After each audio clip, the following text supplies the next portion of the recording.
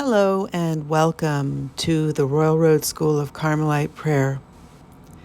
We continue our study of the book of the Foundations of Teresa of Avila. We are currently going through the introduction to give us a good solid foundation before beginning the adventure of each foundation. Today we're going to be looking at travel in 16th century Spain.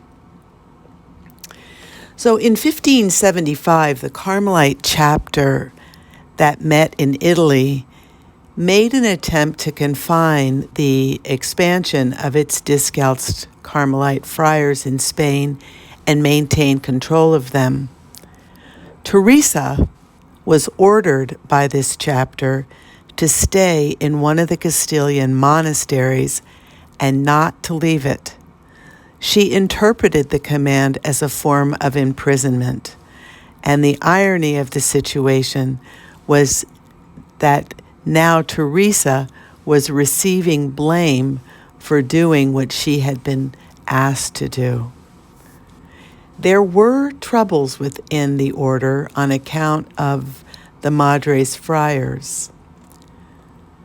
After the Council of Trent, strict cloister was imposed on all the nuns.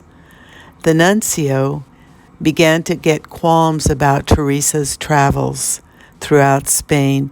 He confided to Gratian, the Carmelite provincial, that he was not at all pleased with Teresa's exits from the monastery and requested a gentle solution be found that would not sadden this good and holy mother. She, however, was not saddened not to leave her monastery, but to the contrary, she was overjoyed. She had been longing to end her days in quiet. Travel for Teresa with her bad health had really been a torment.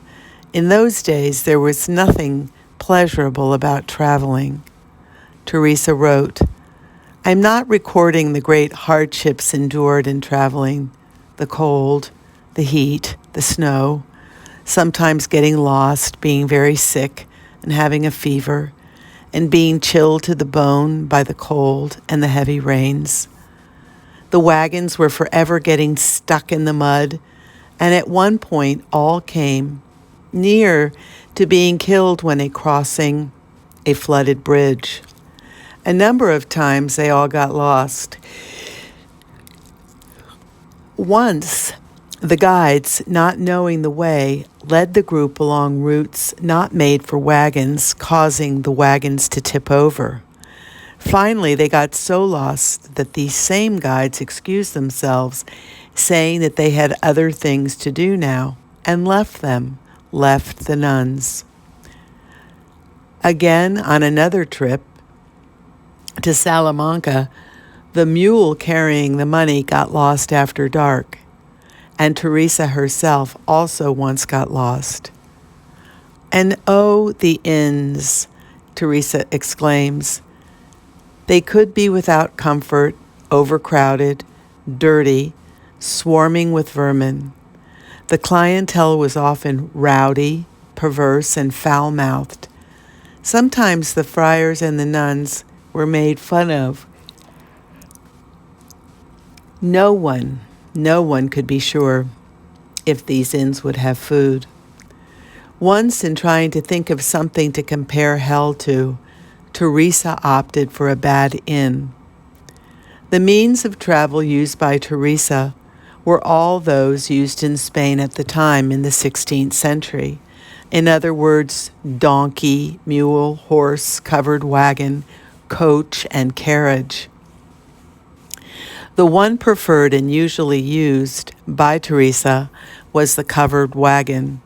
It kept the nuns hidden, and though, when necessary, the coach was used, which was a more fashionable and luxurious form of travel favored by the wealthy.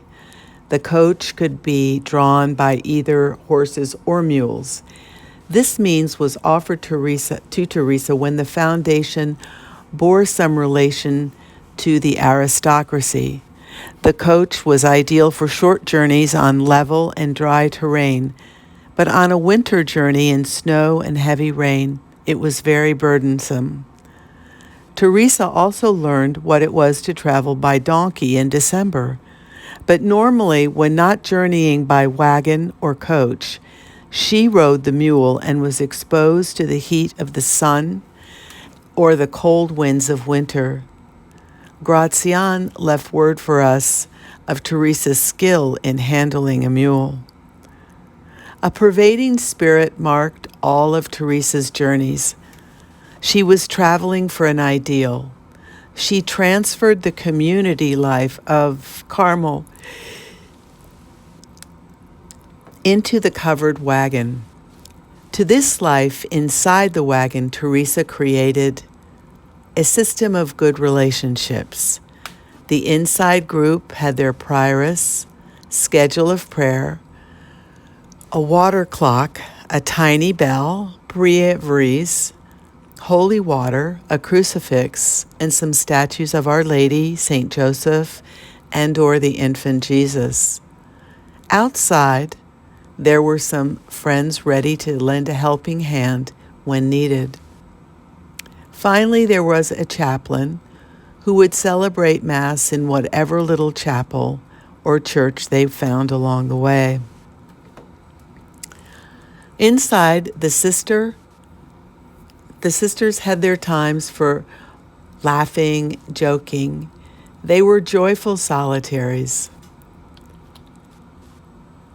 Outside, the men had to be sure they were taking the right roads, keeping the mules in line, hiring a barge to cross a river. The clergy and friars kept the peace among them. The Muleteers were usually charmed and inspired by Teresa, who was attentive to everyone's needs, but now and again they reverted to their own old selves. Once, after a full day's journey in heavy rains, with no protection whatsoever, and unable to find a place of lodging, the group reached an inn at nightfall, only to find nothing for lighting the lamps and no food. In addition, the roof was so full of leaks that the water came in everywhere on top of the beds. Teresa's attempt to lift everyone's spirit failed. She said, "Come on, take heart. These are days very meritorious for gaining heaven." And the mule driver responded, "Soaked to the bone, I could have also gained heaven by staying home." On approaching an inn, Teresa would send someone ahead to order food and to reserve rooms. One of the rooms had to be sufficiently large to permit the nuns to stay together. On leaving the wagon, the nuns would lower their veils, and once in their rooms, they closed the door, and a nun was appointed to guard the door from intruders. In those inns where the nuns were unable to have a room for themselves, blankets were brought in and hung up to allow them privacy. Amen.